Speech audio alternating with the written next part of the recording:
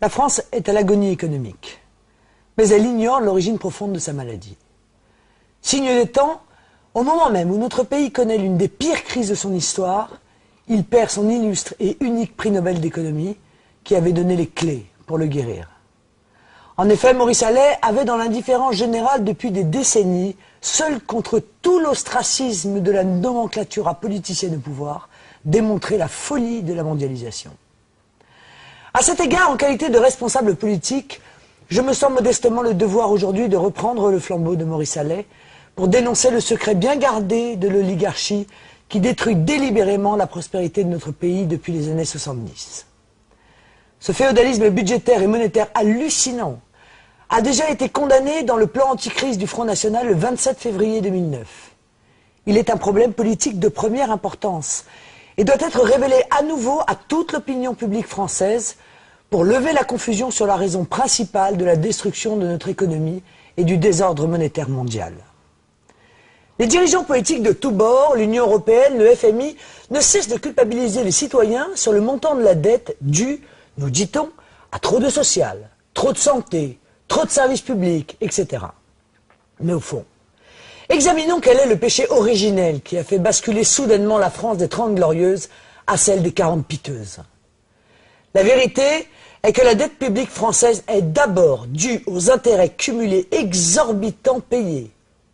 37 milliards d'euros en moyenne par an, payés aux marchés financiers mondiaux sur lesquels nous avons été obligés d'emprunter depuis près de 40 ans.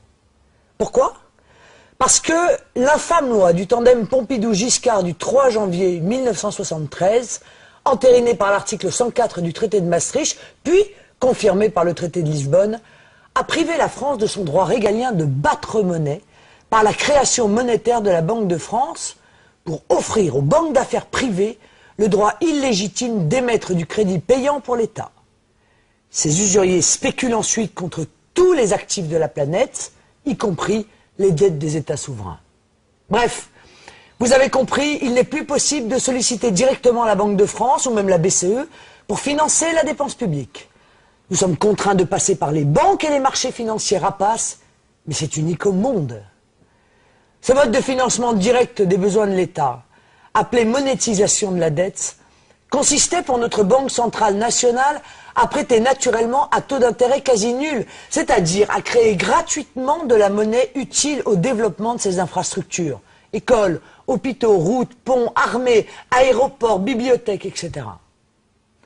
Tous les partis politiques de gouvernement depuis 1973, de droite comme de gauche, ont concouru à la création et à la pérennité de ce régime de financement inique.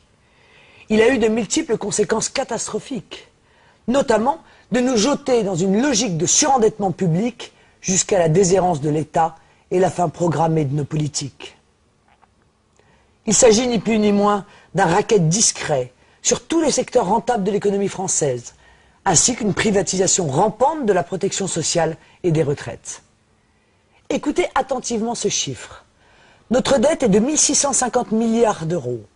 Eh bien, fin 2010, la collectivité nationale aura payé plus de 1355 milliards d'euros d'intérêts financiers cumulés depuis 1973.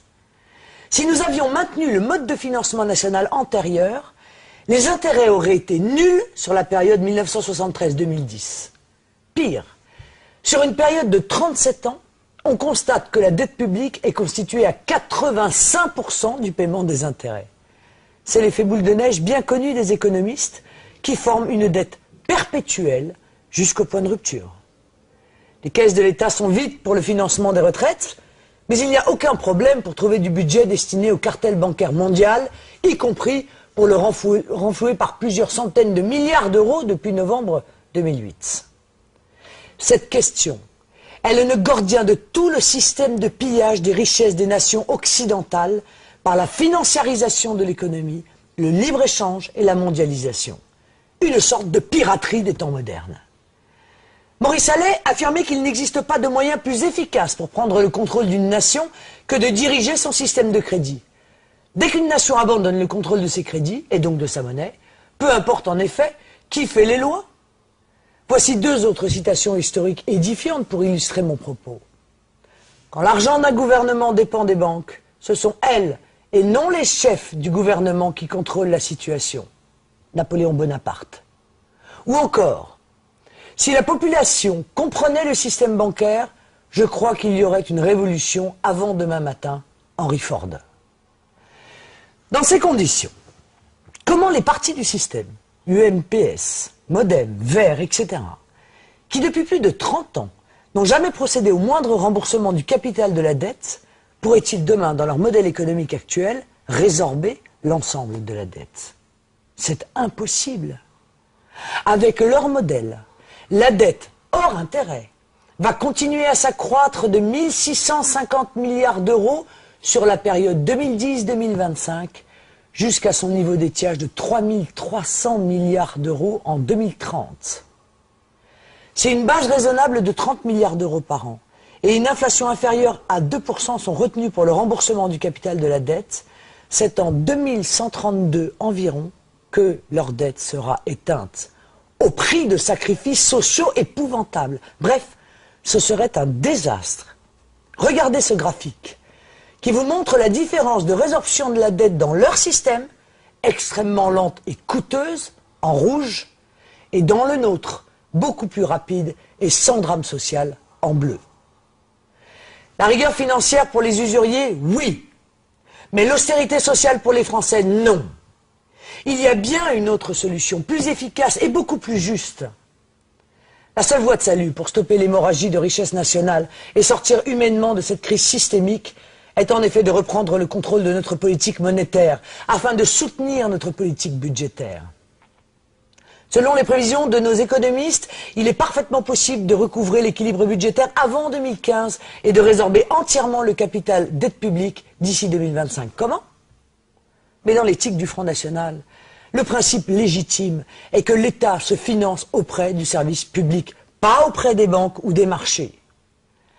L'alternative que nous proposons est la mise en place d'une déprivatisation de l'argent public, ce qui signifie le retour du service public de l'argent, le rétablissement de la Banque de France dans ses prérogatives de création monétaire pour donner une capacité d'autofinancement à l'État, en toute autonomie, loin de la dépendance vis-à-vis des marchés et des banques.